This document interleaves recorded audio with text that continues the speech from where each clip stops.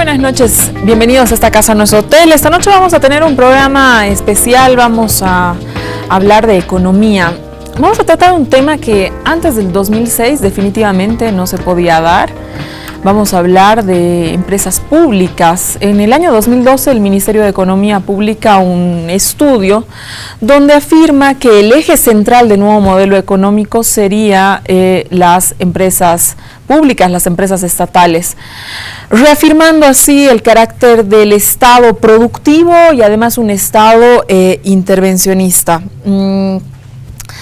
Existe todavía una oposición muy dura, aquella oposición que no renuncia al credo neoliberal, que ha criticado fuertemente y sostenidamente este modelo donde exista participación del Estado, donde el Estado sea creador de empresas, generador, intervencionista. A ver, vamos a hacer un análisis esta noche de cómo andan estas empresas estatales, es o no un modelo que funciona, no funciona, qué es lo que ha ido sucediendo. Y para hablar de este interesantísimo tema, hemos invitado esta noche a Patricia Vallivian. Patricia es directora del CEDEM. El CEDEM es una oficina que se ha creado el año 2010. Patricia, buenas noches, bienvenida por primera vez a esta casa, sí, nuestro hotel, te estrenas en el programa. Yo te agradezco mucho que hayas tenido el tiempo de venir esta noche con nosotros. El CEDEM es una suerte de incubadora, tiene empresas que entiendo que se gestan ahí y luego, digamos que sueltas la guaguita, ¿no? Así es. Bienvenida. Gracias, Susana, muchas gracias. Buenas noches a todos. Sí, en realidad, como tú dices, el CEDEM es una incubadora de empresas, ¿no? Y hemos desarrollado un modelo en el cual hacemos por etapas todo un desarrollo. Actualmente ya con solamente 6 empresas, porque han migrado 3, pero nacimos con 9 empresas. Bienvenida, Patricia. Con nosotros esta noche también Verónica Ramos. Verónica Ramos ahora es directora de la Oficina Técnica para el Fortalecimiento de la Empresa Pública, la OFEP. Para mí es una oficina nueva. Más adelante, Verónica, quiero que nos cuentes de esta oficina, que entiendo que nace con el 2015, con la nueva ley de empresas, aunque empieza a ejecutarse más tarde. Bienvenida a esta casa, nuestro hotel. Bien, muchísimas gracias, Susana. Buenas noches a todos, también a los televidentes. Sí, en realidad la OFEP, como en parte de la normativa, aparece el 2013, ¿no? Pero empezamos a trabajar nosotros recién el año pasado. Bueno, bienvenida, tú también te estrenas en esta casa nosotros, sí, así que bienvenida. Con nosotros están José Gabriel Espinosa. José Gabriel, economista, hace poco ha estado con nosotros haciendo justamente un análisis de un ciclo de economía, donde ahí escribes un ensayo interesantísimo sobre empresas públicas que se han creado desde 1900 hasta la fecha. Así que, ¿quién mejor que tú para hablar sobre este tema que tienes fresquita la investigación? Gracias, muchísimas gracias por la invitación, Verónica, Patricia, un gusto estar con ustedes. Sí, y quisiera aclarar algo para empezar. Empresas públicas ha habido en el último siglo, en todo el periodo de la historia de Bolivia ha habido empresas públicas. Sí, pero antes del 2006 estábamos justamente en un proceso de deshacernos de las empresas públicas, ¿no? Han sido 2 décadas básicamente donde, claro, aquel impulso que se le da a las empresas públicas, pues justamente venía invertido, es parte del modelo, ¿no? Bueno, mira, hoy en día hay 48 empresas públicas operando en Bolivia, 22 han sido creadas desde el 2006 hasta esta parte. La gran mayoría de las empresas públicas que están operando, YPFB, Comibol y demás, habían sido creadas en periodos anteriores. Entonces, recuperadas en este periodo. En alguna medida fortalecidas sería la palabra que creo que vamos a utilizar. Y recuperadas definitivamente. La mayoría de la participación del Estado, pues antes del 2006 la participación del Estado no era mayoritaria, José Gabriel. En YPFB nunca fue privada. La palabra que se utilizaba era residual, pero era porque en alguna medida se había eliminado algunos activos y demás que estaban siendo deficitarios. Lo mismo ha sucedido con Comibol. También tienes una serie de empresas públicas a nivel departamental que han operado, prestadoras de servicios públicos y demás, ¿no? Bueno, esto parece que va a ser una discusión interesante, porque casi que la privatización no ha existido. Ha habido una reducción de la cantidad de empresas públicas, ciertamente. No es el periodo donde más empresas públicas ha habido, pero sí es el periodo donde el Estado ha intervenido de formas muy diferentes antes. Quizás sea bueno ir avanzando. Nos vamos a un corte, que volvemos e iniciamos un diálogo que de entrada se pinta interesantísimo. Quédese con nosotros en Esta Casa No es Hotel.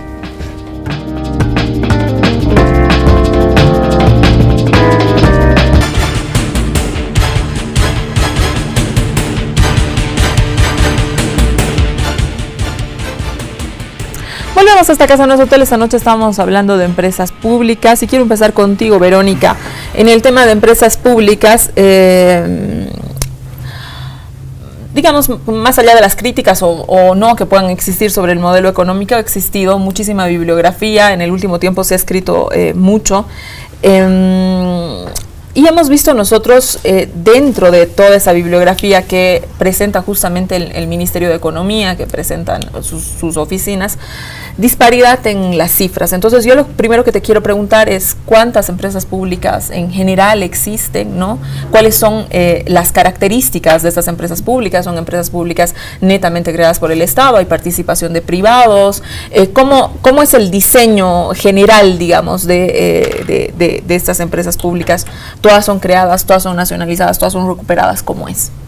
Bien, uno de los elementos más importantes en relación a las empresas públicas ha sido la Ley 466, en la expectativa de poder ordenarlas para tener esta visión, ¿no? ¿Cuáles son y cómo están constituidas? Tenemos empresas que son 100% estatales, es decir, que todo el patrimonio es parte del Estado, el 100% de su totalidad, y tenemos empresas que van a tener una participación desde el 50% hasta el 99%, ¿no? Ahora ahí tenemos dos tipos de empresas, unas que son, al ser 100% estatal, están bajo una norma específica que es la norma pública, y las otras están bajo la figura, las que no tienen una participación hasta el 100%, de sociedades anónimas y sociedades anónimas mixtas. Ahora, en la participación de las empresas en relación a los sectores, vamos a tener los sectores hidrocarburos, energía, manufactura, servicios y agroindustriales. Entonces, vamos a tener también una gama diferente de empresas. Ahora, en relación a lo que es su origen, como decía José, al principio muchas de las empresas existían antes del 2006 y yo no estoy de acuerdo en que han sido fortalecidas, yo creo que han sido recuperadas. ¿Por qué? Porque las empresas, por ejemplo, yacimientos se quedan yacimientos residual. ¿Y qué pasa con todo lo que era yacimiento? Se va utilizando la participación de la inversión extranjera para intervenir en todas las fases del proceso, o lo mismo en el caso ENDE. Tenemos la parte de la producción, y la distribución, ¿no es cierto? Entonces, en esas etapas vamos encontrando empresas, capital extranjero que va interviniendo entre esas empresas. Entonces, lo que te queda es una empresa residual, pequeñita, con una suerte de corporación, pero cuyo peso en lo que es el uso de los recursos naturales o el peso en términos de lo que es la intervención del beneficio para el país es reducido. Entonces, es una recuperación, porque nosotros lo que hacemos es, estas empresas que se han privatizado y que se han vuelto sociedades anónimas, las recuperamos en términos de porcentajes de participación, pero todavía las mantenemos en términos de la cualidad jurídica, ¿no es cierto?, la cualidad de sociedad anónima. Por otro lado, en términos de empresas nuevas, intervenimos con diferentes empresas en términos de la perspectiva de la industrialización y poder hacer un poco la diversificación del sector productivo en términos de un Estado que pueda ser dinamizador de la economía, pero también en función a lo que son las necesidades de cierto tipo de actores, ¿no? Entonces, en esa calidad intervenimos en diferentes sectores y en diferentes regiones, también en la perspectiva del funcionamiento de las empresas. Verónica, yo para seguir con, poniendo las cartas sobre la mesa, tú diriges la Oficina Técnica de Fortalecimiento de la Empresa Pública y yo quisiera que nos cuentes de cómo funciona esta empresa. Es una suerte de autoridad, ¿no?, que le da seguimiento a las empresas. ¿Es tu oficina la que determina si se da continuidad o no a alguna de aquellas? Al ser una oficina que recién está funcionando desde el año pasado, sí nos interesa saber, digamos, ¿para qué sirve la oficina, no? A ver, la OFEP es la Oficina Técnica de Fortalecimiento de las Empresas Públicas. Surge a partir de la normativa de la Ley 466, que es la ley de la empresa pública, que marca el régimen legal donde se van a desenvolver las empresas públicas todas.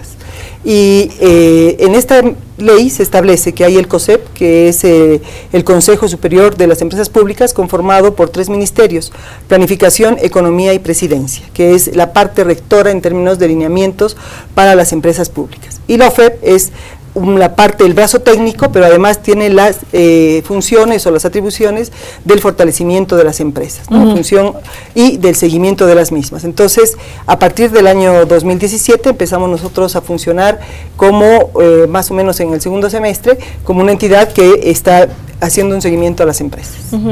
Patricia, a ver, tú estás en el CEDEM, en la introducción hablábamos que el CEDEM es una suerte de incubadora de empresas, ¿no? Y yo te quiero preguntar cómo se toman las decisiones para la creación de una empresa pública o estatal. Se hacen unos estudios de mercado, dónde se ven cierto tipo de necesidades, es decir, cómo desde el Estado yo decido que este es el rubro donde yo voy a intervenir. Bueno, principalmente, a ver, siempre hay una razón del por qué creamos empresas, ¿no? O sea, no las creamos porque vamos a competir con los privados, ¿no? En realidad, intervenimos en lugares donde no están los privados, por alguna razón, ¿no? Porque no hay servicios, está muy lejos, pero sí hay un potencial productivo importante. Entonces, comenzamos con un estudio de factibilidad, que es lo principal, y después de que es aprobado el estudio de factibilidad por parte de nuestro ministerio, se lleva la empresa a la incubadora, que es el CEDEM. Pero también es importante decir que en el modelo que crea nuestro presidente Evo Morales, no es que nos dan los recursos el TGN, en realidad nos obligan a contraer un crédito. Es decir, que hay un estudio de factibilidad, se ingresa a lo que es la incubadora de empresas, pero también tenemos la obligación de devolver ese dinero a través de un crédito que nos otorga el Banco Central a través de lo que es el FINPRO. Entonces, el momento que viene la empresa al CEDEM, hay 3 etapas para nosotros. La primera etapa es la de implementación. ¿Qué hacemos?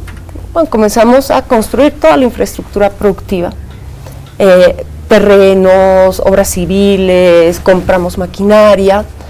Cuando concluimos y ponemos en marcha, hay una segunda etapa que es la de desarrollo de la empresa. El desarrollo, ¿qué es? Generar capacidades. ¿En quiénes?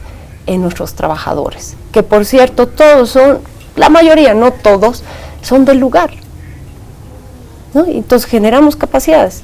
¿Qué capacidades? Capacidades productivas, comerciales, administrativas, ¿no? Y se generan todos los controles, definimos procesos.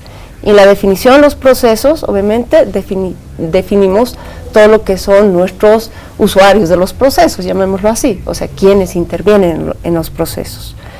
Después de desarrollar todas las capacidades técnicas, administrativas, comerciales, vamos a lo que es el logro de resultados. El logro de resultados es cuando ya generamos un equilibrio, es decir, que ya comenzamos a generar ingresos para que la empresa sea sostenible.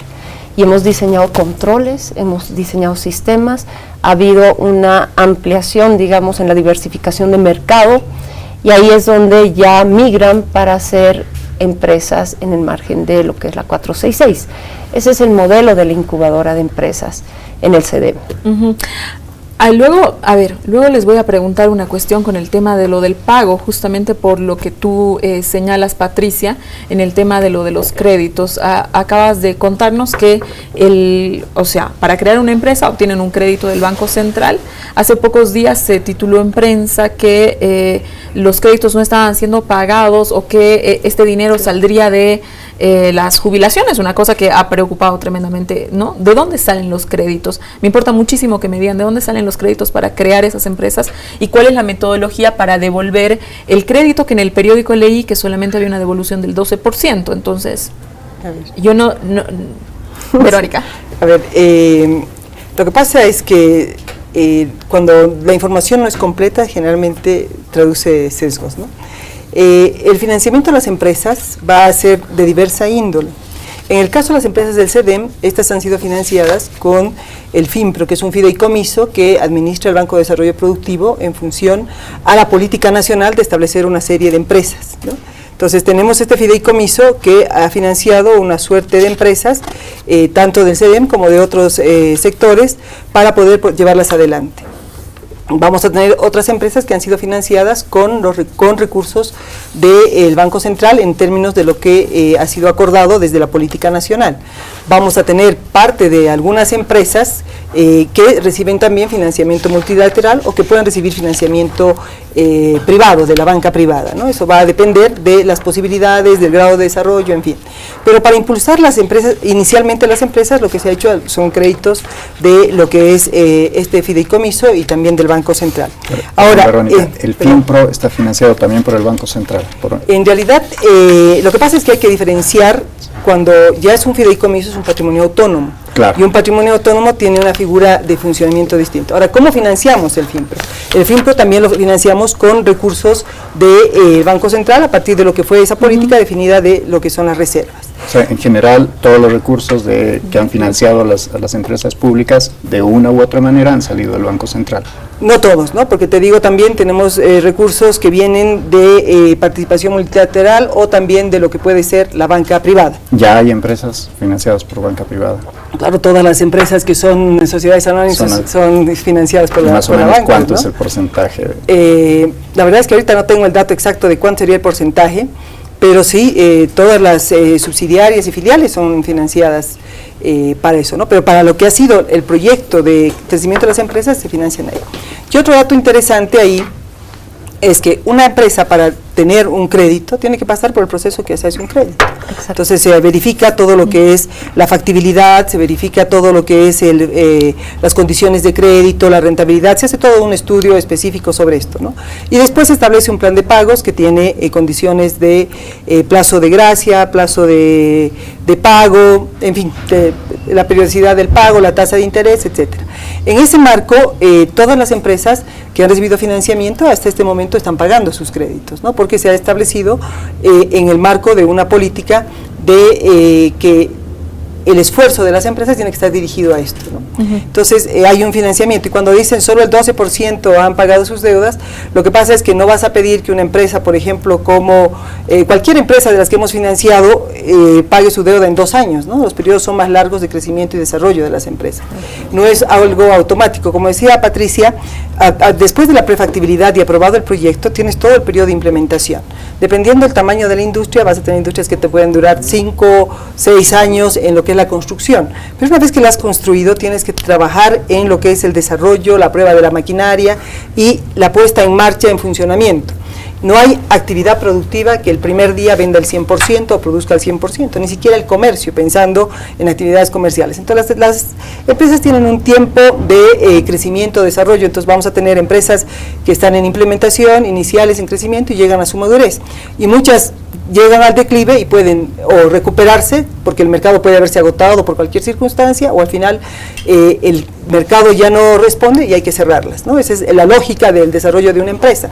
Entonces esa misma lógica de una empresa tiene que tener una empresa pública. En términos de que responde a una necesidad específica, pero que en el tiempo va cambiando, ¿no es cierto? Si pensamos en el tema de las fábricas que hacían cassettes, ahora ya no existen. Entonces algunas se han reconvertido y me imagino que algunas han debido eliminarse. Entonces ese es un elemento importante a considerar. Entonces, en funcionamiento, en el caso de la propuesta del modelo nuestro, el modelo económico, social, comunitario productivo, la idea es poder fortalecer y desarrollar empresas a partir de lo que es el financiamiento, una de las estrategias.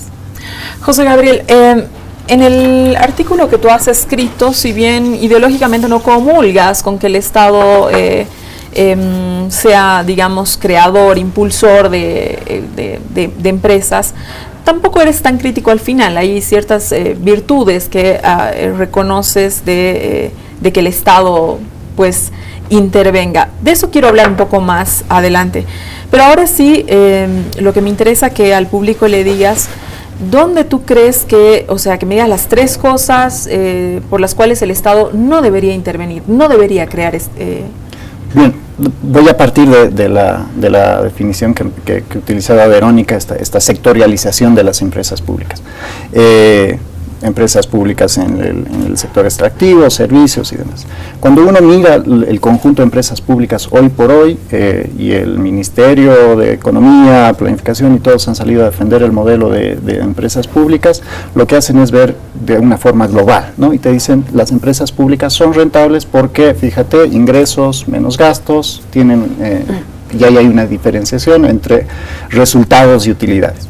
El problema es cuando tú miras una por una de las empresas, son solamente aquellas empresas que tienen o actividades extractivas o cierto control monopólico del mercado, BOA, Entel, las que son rentables.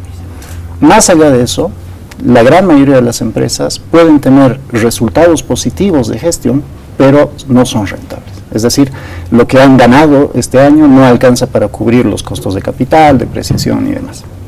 Eso por un lado. Entonces, claramente hay dos grupos de empresas públicas, las rentables, que solamente van a funcionar mientras tengan control monopólico o explotación de rentas de recursos naturales, y por otro lado están las empresas que no están funcionando. Quipus, Enatex, no sé, la larga lista de empresas que se han señalado.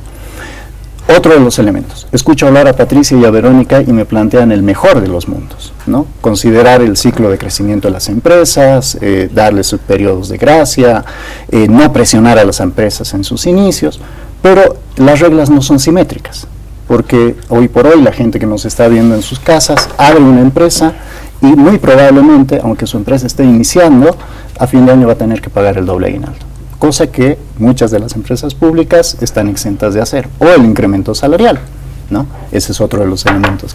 Entonces, ahí tienes otro gran problema. El introducir reglas asimétricas en el mercado genera distorsiones muy serias. Y acá va la tercera parte, y en la que disiento con Patricia.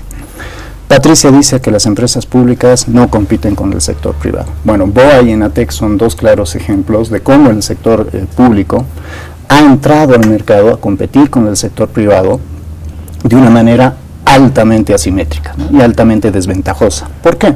Porque sí, es cierto, tienen que recurrir a financiamiento, pero, por ejemplo, la persona que está en casa, si decide recurrir a un crédito productivo, va a pagar entre 6 y 8% de interés anual. Si necesita un microcrédito, va a ir a pagar entre 12 y 18% anual. Las empresas públicas pagan en promedio 1% anual.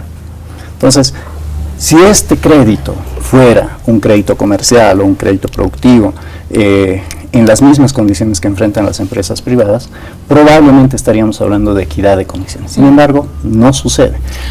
José Gabriel, ahora te doy la palabra. Patricia, vuelvo contigo. Pero, a ver, tú dices que el Estado no debería meterse en rubros donde la empresa privada está, ¿no es cierto? Donde la empresa privada generarle una competencia que no es equitativa, que no tiene las mismas reglas. Y ahí yo te quiero hacer una pregunta. Da la sensación que el Estado ha intervenido en lugares, digamos, donde el empresario privado no tenía ganas de intervenir, ¿no?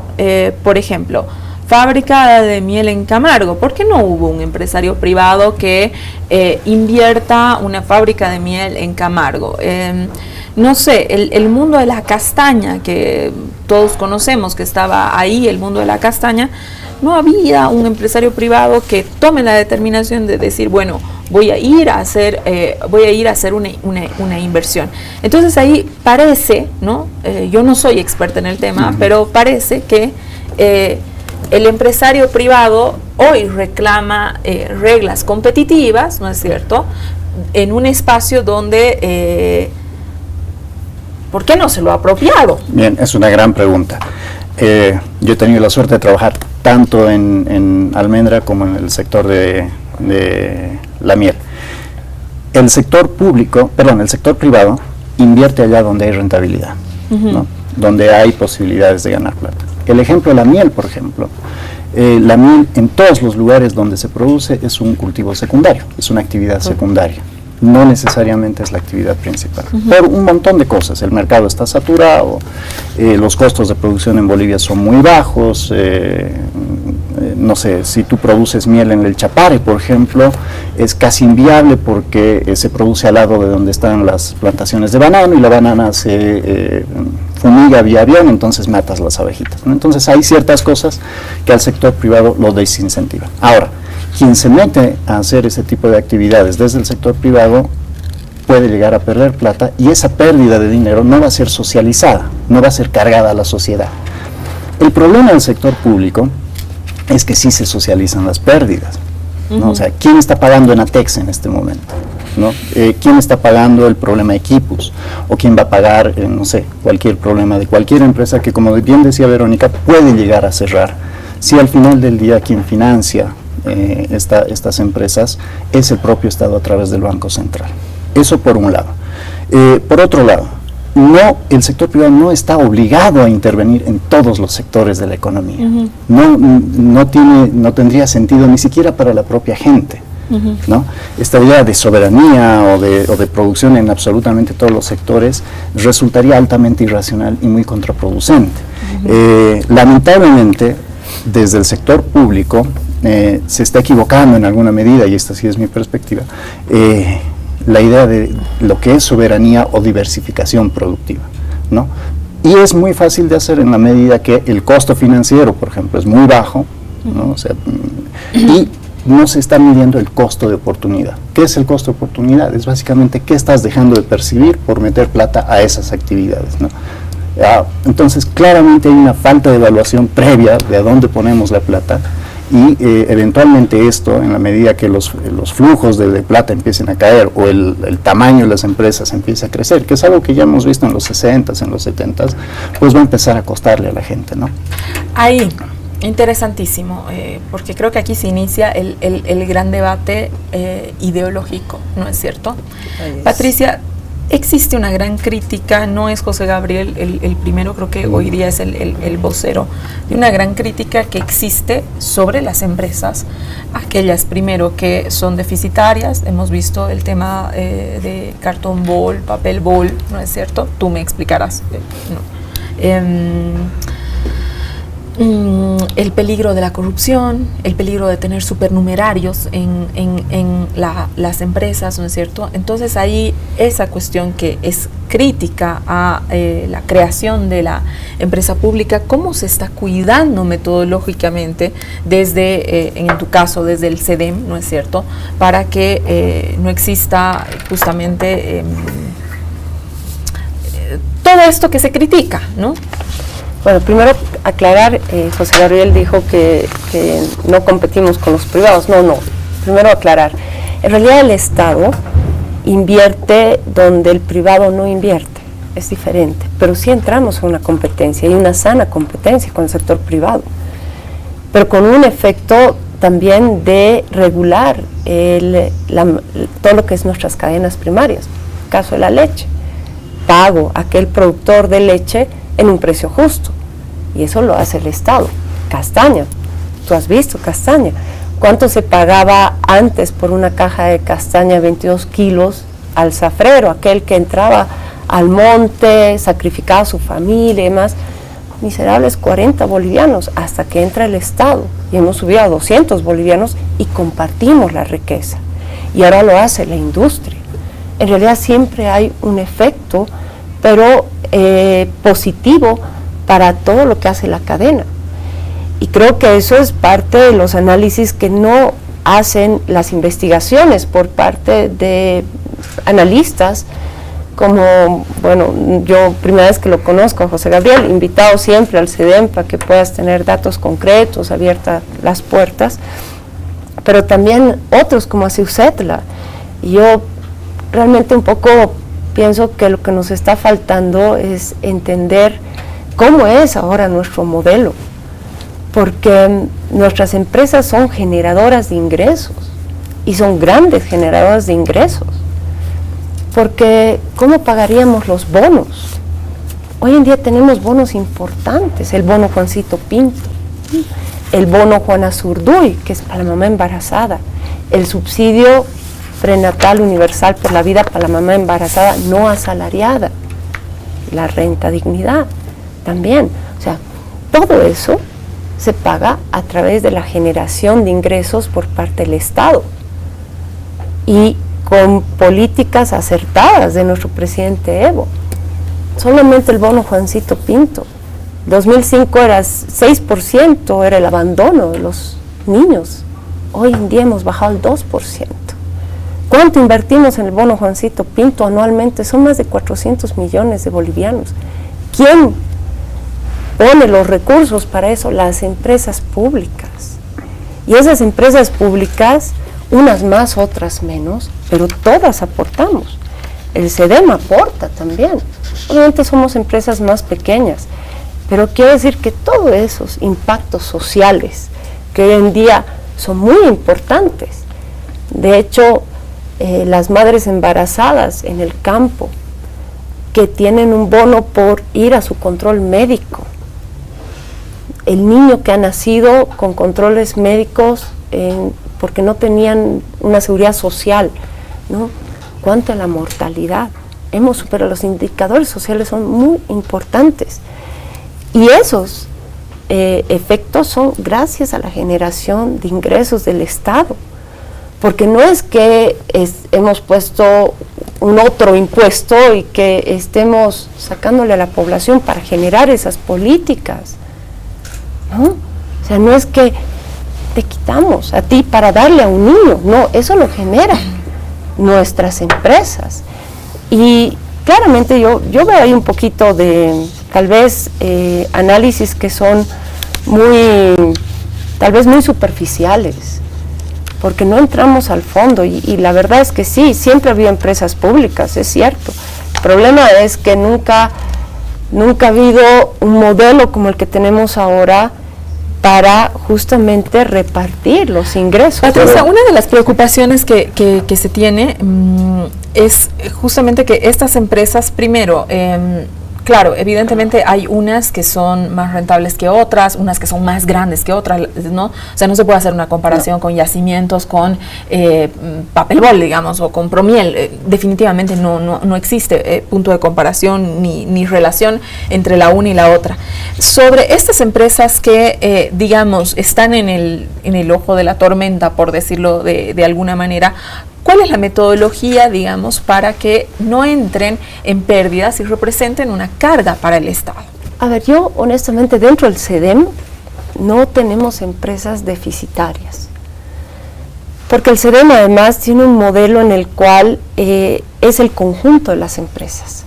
Ciertamente hay empresas que tienen mejor rentabilidad que otras empresas, y ciertamente hemos tenido, como en todo proceso, algunos problemas con algunas empresas, específicamente Papelbol, porque te referías a Cartonbol. Cartonbol es una empresa que genera utilidades desde el 2015, pero ¿qué pasa con Cartonbol? Y ahí viene un poco el porqué de nuestras empresas. Cartonbol se centra en clientes muy pequeños, aquellos que el sector privado no los atiende exactamente, en las microempresas. Nuestra cartera en Cartonbol, el 80% son microempresarios. Aquel microempresario que viene, toca tu puerta y te dice, necesito 50 cajitas, y que el privado le dice, ¿sabes qué? Me es muy costoso hacerte 50 cajas, no puedo. Y ahí está Cartonbol. Obviamente también atendemos a rubros grandes, como es la cervecería, YPFB, otros, ¿no?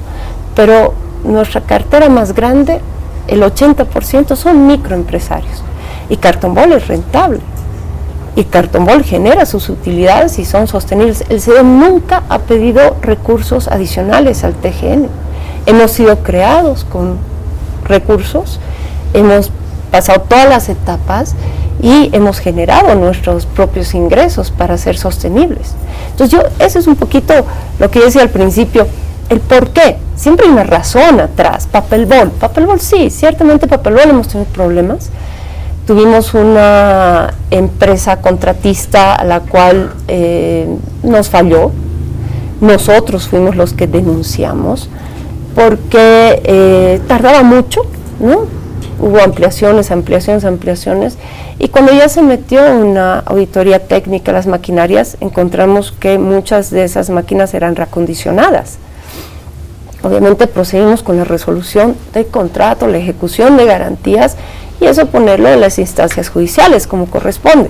Pero lo nuestro era seguir haciendo la empresa, y el CEDEM lo que hace es una reingeniería de Papel Bol. Hoy en día Papel Bol es una empresa que te está produciendo y está atendiendo no solamente al mercado con papel reciclado, sino también a las industrias que no son nuestra competencia, como es la papelera y empacar, que hacen cajas de cartón. ¿Qué hace Papel Bol y cuál es el fin de Papel Bol?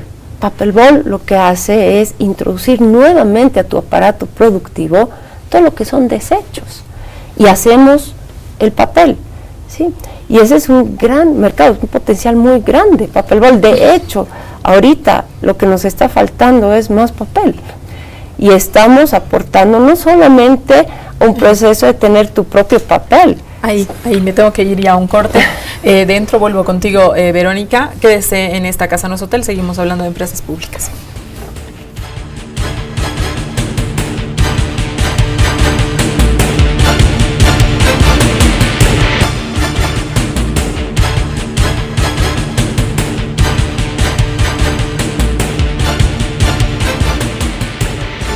Volvemos a esta Casa No es Hotel. En el corte no se ha parado la discusión, pero que la queremos compartir ahora con la gente. Verónica, quiero volver contigo en esa cuestión de justamente el tema metodológico, ¿no? Evidentemente lo que José Gabriel y Patricia, tú discutían en el corte es no se puede hacer una comparación de las empresas, ¿no? Evidentemente hay unas que funcionan y que son mucho más grandes que otras. No se puede hacer una evaluación general de todas las empresas, ¿no es cierto? Habrá que hacer evaluaciones y números particulares. ¿Cómo se cuidan esas metodologías? Y yo ahí te quiero insistir en la crítica que hace José Gabriel, que evidentemente no es el único, ¿no? Cuidando que las empresas no caigan justamente en la razón por la que fueron privatizadas en los 90, ¿no? Supernumerarios, temas de corrupción, no generaban utilidades, entonces se tenía que socializar la deuda, lo que dice José Gabriel, ¿no es cierto? Entonces había que correr, pagar y luego sí, no producían lo que debían producir, en algunos casos, evidentemente. Ese es el tema. A ver, yo creo que para poder entender las empresas en el modelo económico, social, comunitario, productivo, es importante ver el modelo. El modelo nuestro cambia el patrón de acumulación. Es decir, cómo vamos a generar los ingresos para Bolivia, cambiamos en la perspectiva de que estos van a provenir en parte de lo que es el trabajo de nuestras empresas.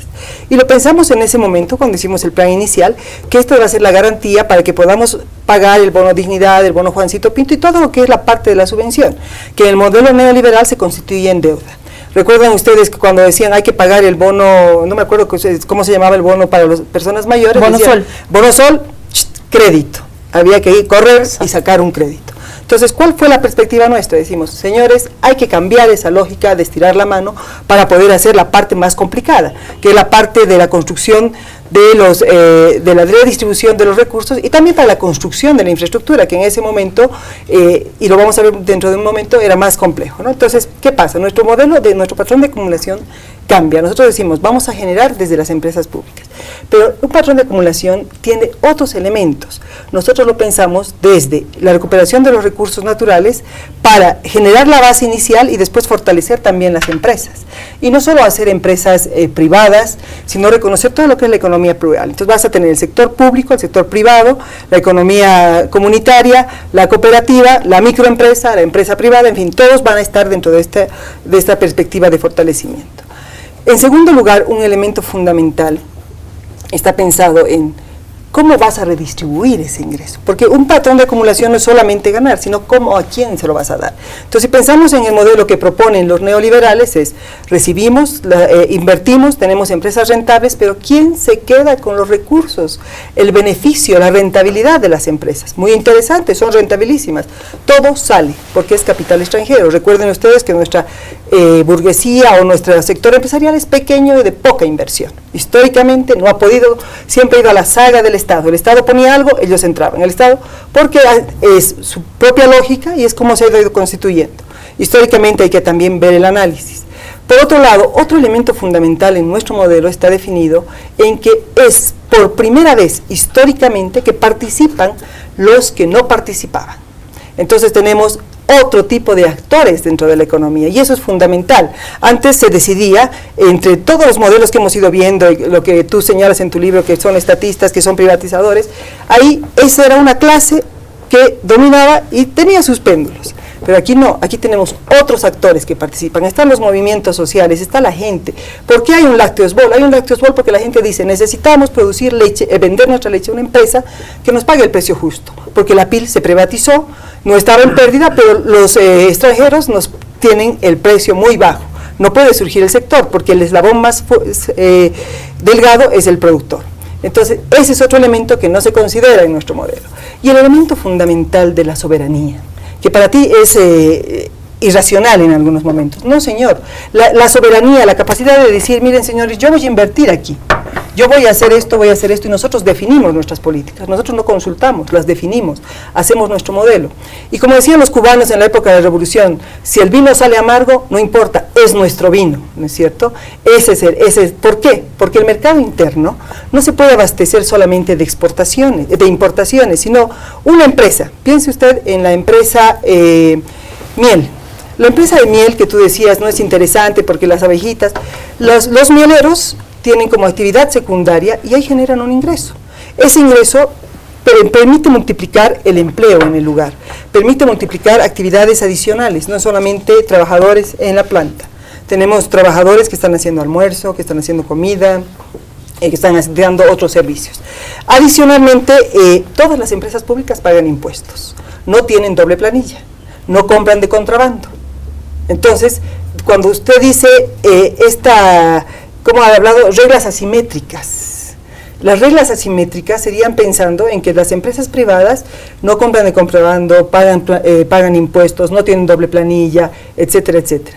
Ahora, los beneficios de las empresas públicas van al pueblo. Los beneficios de la empresa privada va al dueño de la empresa.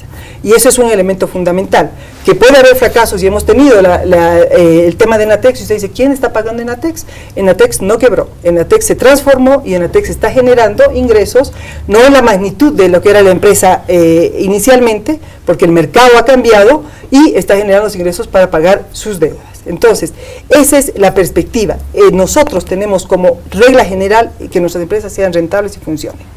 No estamos pensando en la lógica anterior que sean una prebenda electoral, que venga uno y diga, usted va a dirigir porque tiene cuoteo. No, señor, nuestras empresas tienen que ser rentables y ahí está nuestro rol.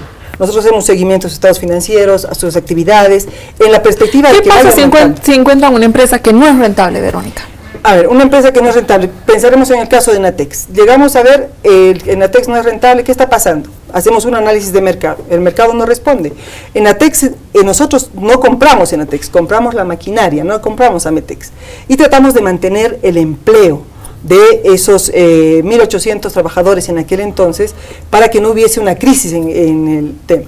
Pero el mercado cambió en esa coyuntura y los chinos invadieron la parte textil. Entonces, Enatex tenía una capacidad de producción muy grande que no se podía competir con la capacidad los precios chinos. ¿Qué hicimos? Hicimos un análisis de mercado y dijimos, el mercado no le resuelve, porque hasta hoy mismo grandes empresas tienen sobreestocado producto, ¿no? H&M está bajando a precios mínimos para vender su producción masiva. Entonces, el mercado está ahora en producciones más pequeñas, en el sector textil, porque lo masivo lo están cubriendo los chinos. Entonces, hay que irse a sectores muy específicos, ¿no? de mayor renta, etcétera. Entonces, dijimos, ¿qué hacemos con esta empresa? Inmediatamente tomamos la medida de reducir personal, tuvimos que achicarla a las dimensiones que podía dar. Entonces la convertimos en un servicio que ahora hace servicio de hilatura, servicios de tela, servicios de patronaje, de asistencia técnica, en función a la capacidad que da el mercado nacional. Y también realiza algunas exportaciones, está vendiendo tela, está vendiendo... Y esa idea de reconvertir Enatex, más allá que Enatex tiene sus particularidades, que se pagó lo que no pagó el privado, ¿no? Ahí el Estado fue benefactor, ¿no? Eso no lo podemos discutir. O sea, Verónica, más allá de las particularidades de esta empresa, ¿qué se hace, por ejemplo, con otra empresa que no te representa? O perdón, Enatex se ha reconvertido para pagar sus deudas. Para seguir funcionando en el marco de que existe todavía el mercado, pero no en esa magnitud. Entonces lo hemos achicado en términos de lo que es el servicio. Pero Ecobol, una empresa que se constituye en empresa en la década, no me acuerdo si son los 90, como empresa, y su mercado va desapareciendo el mercado. Y nosotros cerramos Ecobol. Lamentablemente hay un compromiso internacional de mantener la correspondencia, etcétera, etcétera, y estamos funcionando en términos de esos compromisos internacionales, ¿no? Pero si una empresa no funciona, se tiene que cerrar. Ese es el tema. Ahora, la idea que dice José dice, lo que pasa es que al final es el Estado y todos los bolivianos los que vamos a pagar ese cierre, ¿no es cierto? Pero cuando se vendieron las empresas, se privatizaron las empresas y las vendimos a precio de gallina muerta, ¿quiénes hemos perdido? Hemos perdido todos los bolivianos. Y no todas las empresas eran en déficit, ¿no es cierto? Si pensamos en Tel, hemos vendido un mercado importante. Los ferrocarriles se los hemos vendido los chilenos y los chilenos los han hecho desaparecer. Y ahorita nosotros precisamos ferrocarriles porque es un buen medio de transporte barato y que puede facilitar el transporte. Entonces, por eso yo creo que el elemento fundamental para poder juzgar las empresas públicas en este momento es analizar nuestro modelo. José Gabriel, tú en el artículo que has escrito, en el ensayo que has escrito, contrariando al discurso neoliberal, reconoces algo, ¿no? Que me parece importante apuntar acá, y es que el Estado fue el pionero en este país en un montón de rubros. Por ejemplo, cemento, aceite, azúcar. Tú lo pones en tu ensayo y ahí sí, digamos, me genera la pregunta. Un Estado con pocos ingresos, digamos, ¿no? Porque Bolivia no es una economía muy grande, no es una economía como la economía brasilera, no es una economía como ¿no? A ver, ¿no? Entonces, en una economía pequeña como la que es el país, ¿qué hubiera pasado si no hubiera sido ese Estado el que ponga, digamos, la piedra fundamental para que se creen ciertos rubros? Más todavía, digamos, en un país donde no tiene salida al mar, no tiene cierto tipo de condiciones que le dificulta la producción. Mira, aquí me encanta que hagas esta pregunta porque vamos a vincularla a todo lo que Patricia y Verónica han estado hablando. La ideologización de lo que se hace le ha hecho mucho daño al país en políticas públicas, ¿no? O sea, el neoliberal no es un malvado tipo que está sentado en su escritorio pensando todo el día cómo arruinar a la pobre gente, y el de izquierda no es ese magnánimo ser que está ahí todo el día sabiendo exactamente qué le hace bien a la gente. Hay matices, ¿no?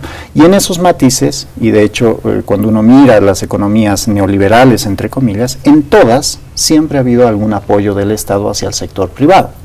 De hecho, es quizás una máxima del discurso neoliberal, entre comillas, esta vinculación o este trabajo público-privado, que se puede dar de miles de formas, desde acceso a financiamiento, desde sociedades público-privadas. Uno va hoy día a Chile y una buena parte de las carreteras son administraciones público-privadas, incluso en los bienes públicos, ¿no?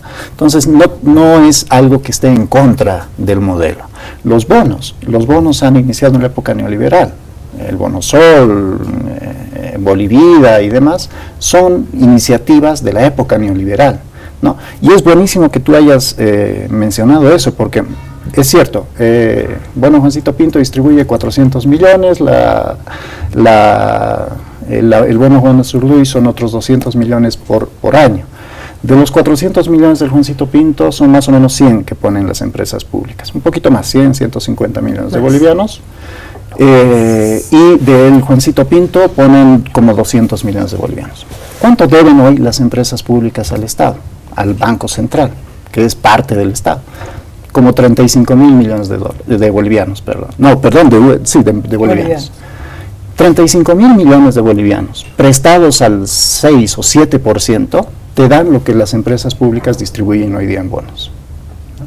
O sea, ¿cuál es la crítica? Y aquí voy al centro de la crítica. La idea es ver el costo de oportunidad. ¿no? Está bien, estamos haciendo empresas públicas, generan empleo, atacan ciertas partes de la cadena que probablemente funcionan o no funcionan, no lo sabemos. Pero esa plata, invertida de otra manera, es probable que dé igual o mayor rentabilidad de la que están dando las empresas públicas. ¿No te preocupa ahí que en ese análisis de darte igual o mayor rentabilidad, puede ser tomar una decisión, digamos, puede dar igual o mayor rentabilidad al Estado, pero que no esté la población de por medio, lo que te quiero decir? Es decir, evidentemente lo que tú dices en tu análisis puede ser correcto, pero ese dinero que está generando, digamos, la empresa pública, se inyecta, ¿no?, para que la población, ¿no?, sea el usuario, digamos, de ese beneficio. Lo que tú dices es correcto. Por ahí la decisión, digamos, a un privado puede generarte esa cantidad de utilidades, pero el Estado por ahí decide, digamos, invertir en una carretera y no decide entregarle eso a el ciudadano, que luego va a generar otra microcadena productiva, ¿no? Microcadena de gasto. Si uno entiende bien el modelo que está planteando el movimiento al socialismo, más o menos es eso, es la decisión que ha tomado sobre cómo invertir sus recursos. Aquí vamos a lo que decía Verónica. Genera empleo, genera esta actividad productiva, por ejemplo, en el caso de Lácteos Bol. Pero el problema es que ahí la lectura del Estado, y aquí hay que ser bien sinceros, es un Estado manejado por gente que tiene muy poco conocimiento del sector productivo. En general tienen una larga data en el sector académico, en algunos casos, en otros en el sector político, pero muy poca idea de lo que es el sector productivo. Generan incentivos bastante distorsivos y perversos. ¿Qué ha pasado con Lácteos Bol, por ejemplo? Les hemos dicho, te voy a poner un precio mínimo para comprarte la leche, y voy a poner un precio máximo para que las lecheras vendan la leche, ¿no? O sea, para que la gente acceda a la leche, le voy a poner un tope de precio, por eso hoy día la leche cuesta 3.70 y algo el litro, y a ti te voy a comprar a 1 y algo, 1.15, 1.16, ¿no? O no. Ahora, ahí estoy poniendo el precio que le voy a comprar al comprador muy por encima de lo que era el mercado. Perfecto, parece que me están dando un gran apoyo. ¿Qué hago yo como lechero? Voy al banco y me endeudo. En vez de comprar una vaquita, voy a comprar 2 o 3 o 4. El problema es que es saturado el mercado. Y no me estoy inventando esto es lo que ha pasado el año pasado o el anteaño. Si uno ve la prensa se va a dar cuenta que es lo que ha pasado. Entonces, es saturado el mercado al punto tal que ya no estoy pudiendo vender la leche que tengo estocada. ¿Qué sucede? Que yo le digo al productor de leche que ahora produce 4 o 5 veces más de leche, con 4 o 5 veces más de vaquitas y con una deuda enorme, que ya no le voy a comprar. Entonces ahí este pobre productor, que ha tenido una señal pésima, equivocadísima del mercado, está con una deuda que es privada. Patricia.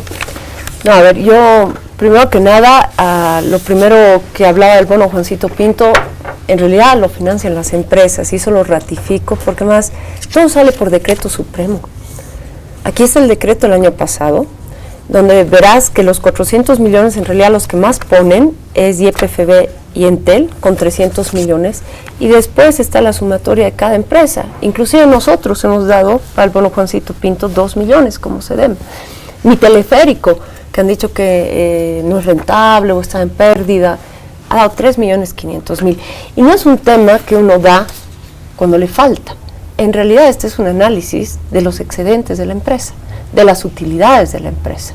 Entonces, en realidad, y yo lo ratifico porque aquí hay un decreto supremo que es público además y que tiene los montos asignados por empresa.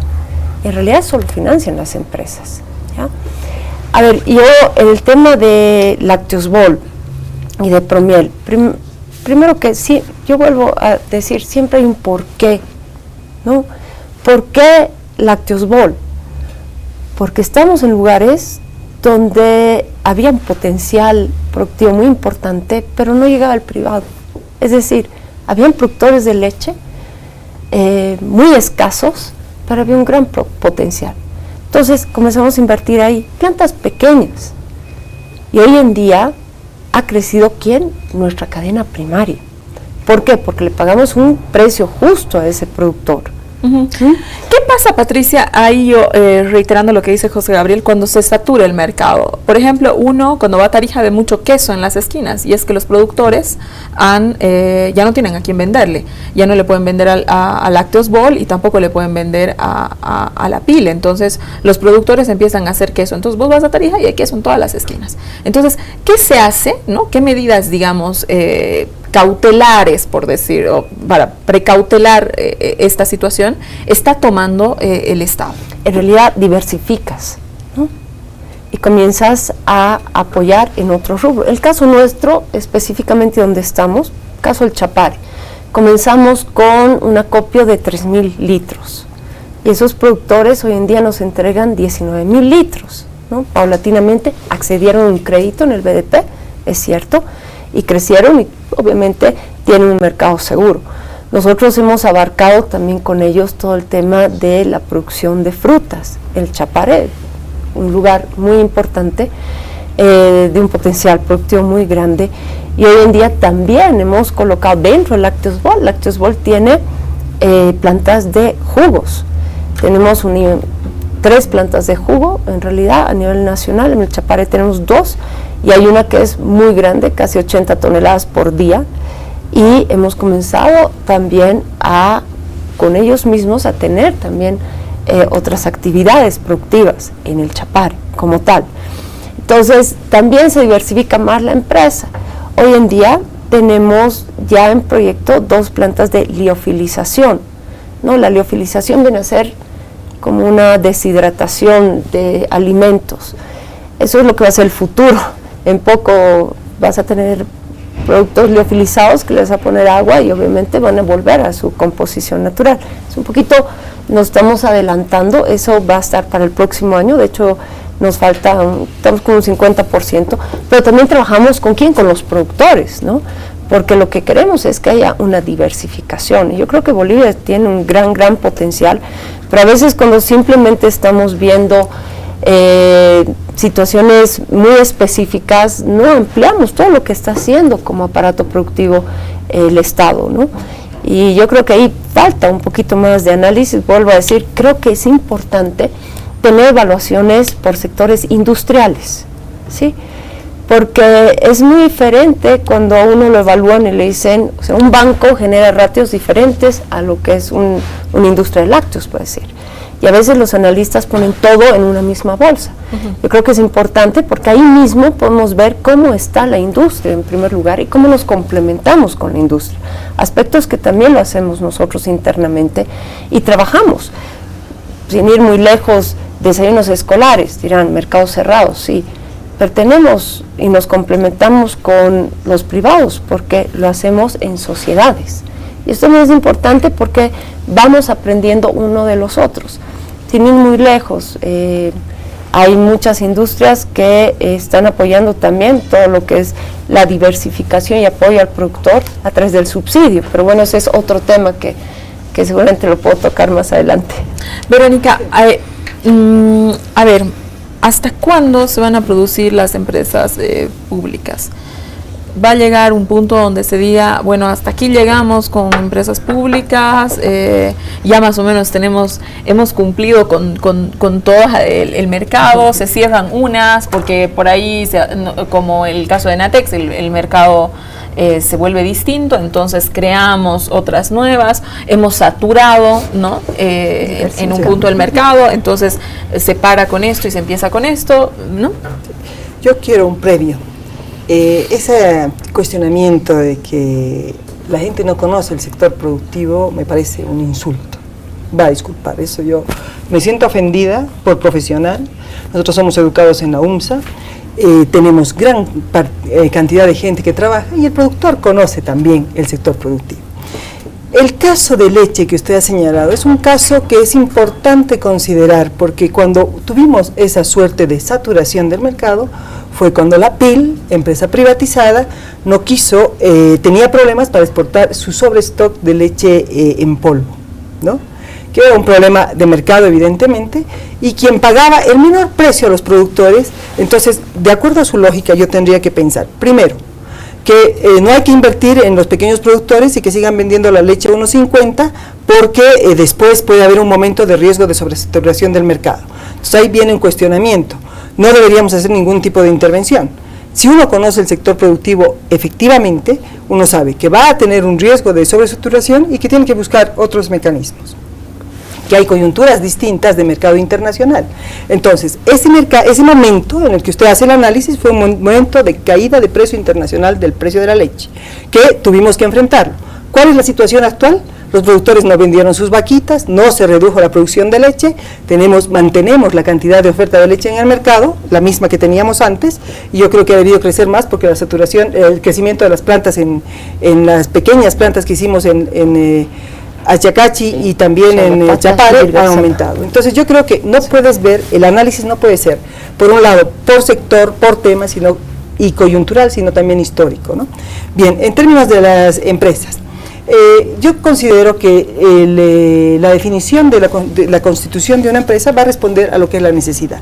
Entonces en este momento no podemos decir si se han hecho todas las que necesitábamos o las que no necesitábamos, porque lo que vamos a ver es que si en alguna circunstancia, por ejemplo, estamos trabajando con la planta de separación de líquidos y vamos a hacer el propileno, de pronto el mercado se ve que es interesante para cierto tipo de actividad y es posible trabajarlo, se va a hacer. ¿Cómo empezamos nosotros? Empezamos con las plantas de palmito, para pagarle un mejor precio al productor palmitero.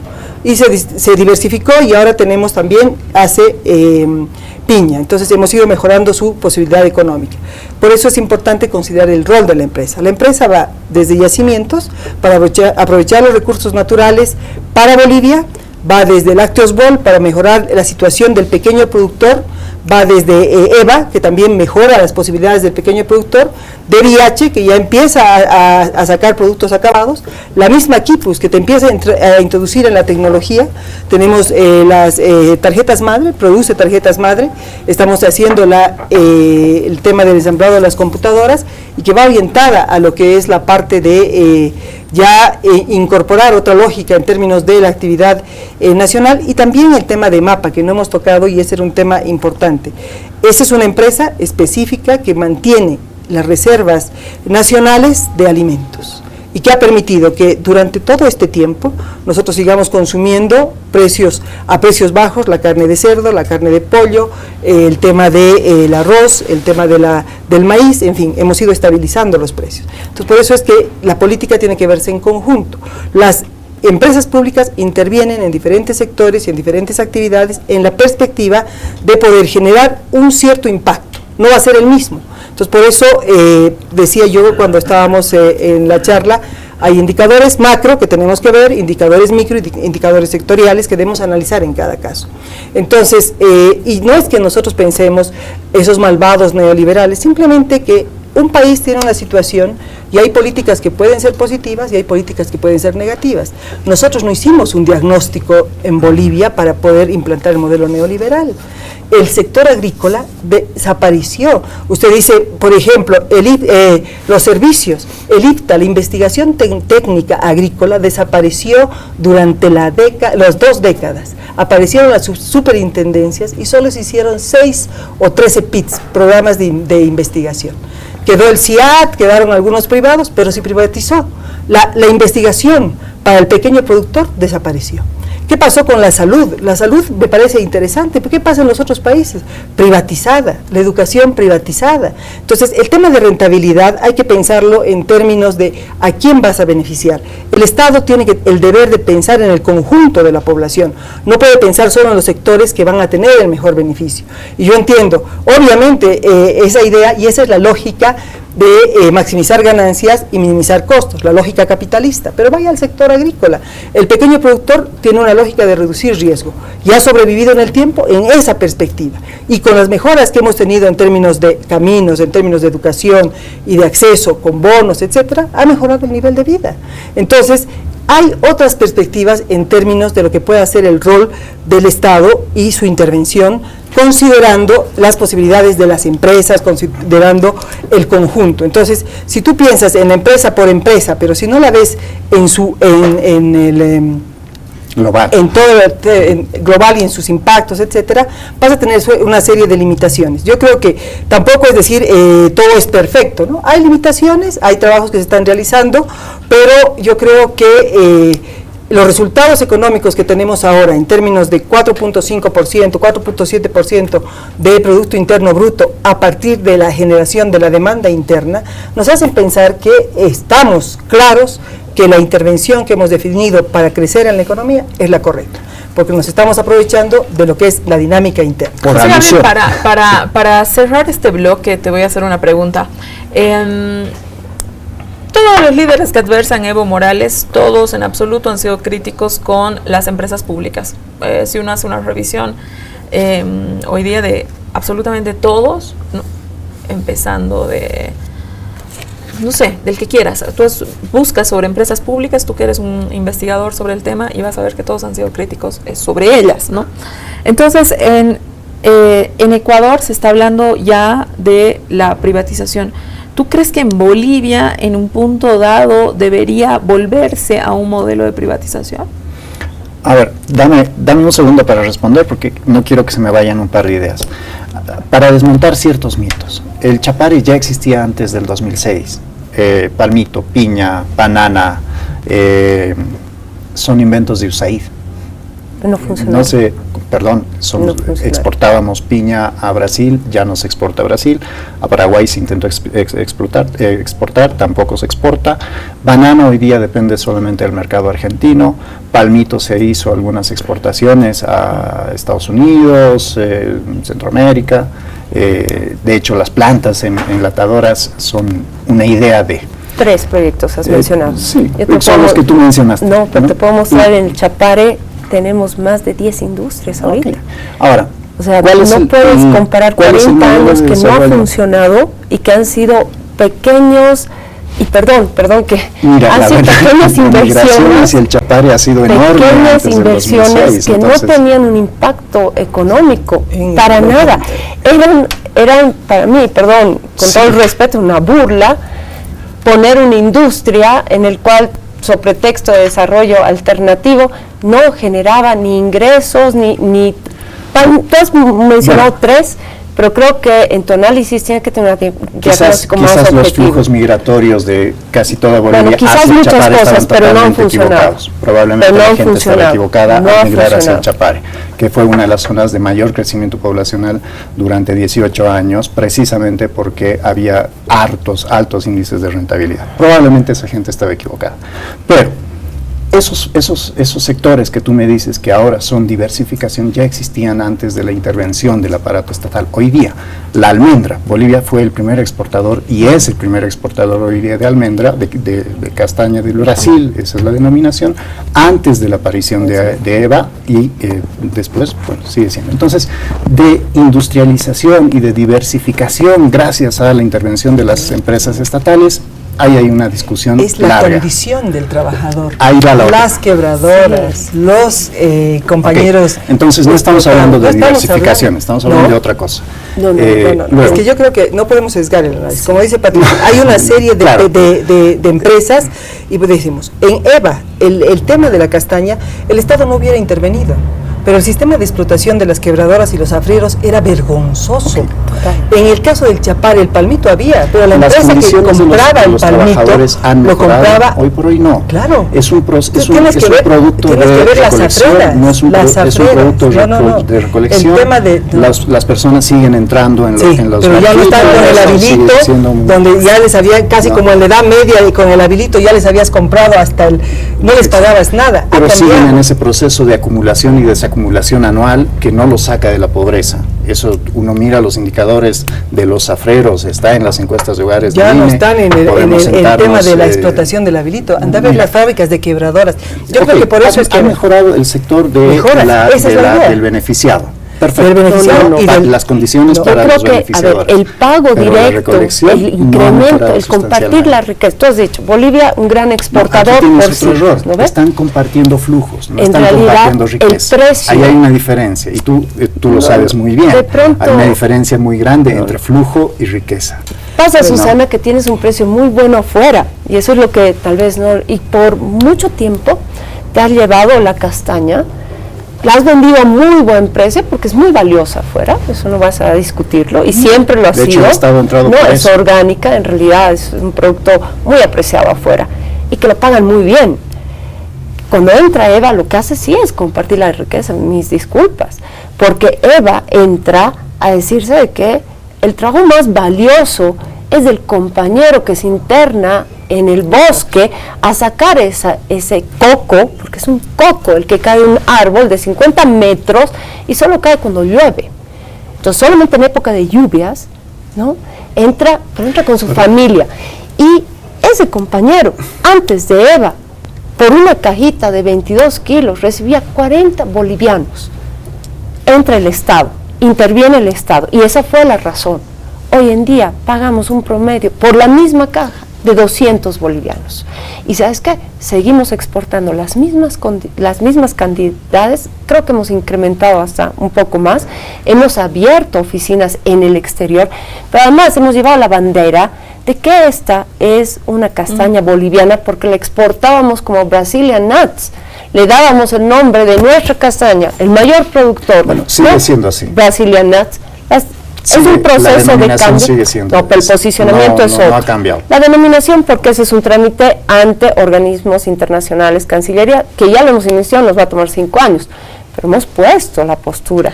Me tengo que ir a un corte, en lo mejor. Me tengo que ir a un corte, ya viene la parte final del programa. Conclusiones, voy a empezar contigo. Gracias. Sí, quédese en esta casa, no es hotel.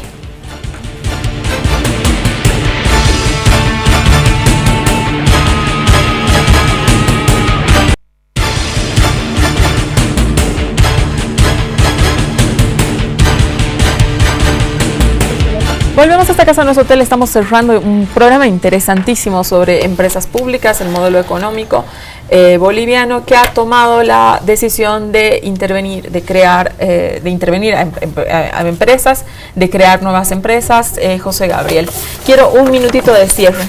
Ok. Tomo las palabras de Verónica. Creo que hay que ver a las empresas públicas una por una dentro de una coyuntura, y eso es algo que no se ha hecho en los últimos años, ¿no? Hemos disfrazado los resultados de empresas públicas por los resultados de YPFB, Entel y todas estas que tienen monopolios y controles sobre rentas. Sería bueno clarificar la información de las empresas públicas, porque al final del día, ya sea del Banco Central o del TGN, son plata del pueblo, ¿no? Y creo que tenemos el derecho y la urgencia de conocer cómo están siendo manejadas. Respecto a los enfoques que se tienen para crear empresas públicas, estoy de acuerdo con que pueden servir para dinamizar sectores, pero de ninguna manera está bien competir con el sector privado, más en condiciones tan asimétricas. Sigo sosteniendo eso. Las asimetrías están generando demasiados problemas en Bolivia, en lo productivo, en lo social, en lo económico, en lo político. Y eso es algo que a largo plazo nos va a costar. Te agradezco mucho haber venido, José Gabriel. Gracias a ti, Susana. Un placer tenerte. Patricia, 30 segunditos. Gracias. Bueno, a ver, yo pienso que mi reflexión, conclusión es que no estamos haciendo un trabajo conjunto con los investigadores, analistas y también nosotros mismos. Y creo que se tienen que tener datos reales para dar afirmaciones, y yo ahí soy muy crítica con todas las investigaciones que han salido, porque no se están enfocando en datos concretos, pese a que tenemos una transparencia muy grande desde unas leyes que nos obligan a publicar en páginas web, los controles a través de la OFEP, y en realidad los mismos que nosotros damos como servidores públicos. Yo creo que se están haciendo trabajos con verdades a medias, y eso es peor que una mentira, porque al no entrar en la realidad misma, la cual vamos denigrando, yo creo, diciendo mentiras para hacer creer una verdad, y creo que tenemos un modelo económico muy importante, en el cual además hemos sido alabados por organismos internacionales y más, un crecimiento económico, y eso hace también las empresas públicas. Te agradezco mucho, Patricia, haber estado esta noche con nosotros. La primera de muchas invitaciones, Patricia. Gracias. Abierta la Muchas puerta. gracias. Verónica, 30 segunditos. Bien, yo creo que en el análisis de la empresa pública siempre hay que tener en cuenta el contexto y el resultado. Y creo que para nosotros, en el marco de esta soberanía, no solamente soberanía económica, política, social, es importante que los ciudadanos consideremos que lo nuestro es siempre lo más importante, y el efecto virtuoso, la complementación que genera una empresa en el sector, en la economía local y en la economía nacional, está mostrando sus resultados en el empleo, en la alimentación y en los bonos y otros subsidios, y también en las carreteras y en todo lo que estamos viendo que hemos ido desarrollando a lo largo de este tiempo a partir del proceso de cambio. Muchas gracias. Te agradezco mucho. También lo mismo, reiterarte, la primera de muchas invitaciones, la puerta siempre está abierta para este fantástico debate que creo que nos ha quedado cortito. Sí. Muchas gracias a los tres por haber estado esta noche con nosotros. Quédese en la programación de ATV con nosotros hasta el siguiente domingo. Muy buenas noches.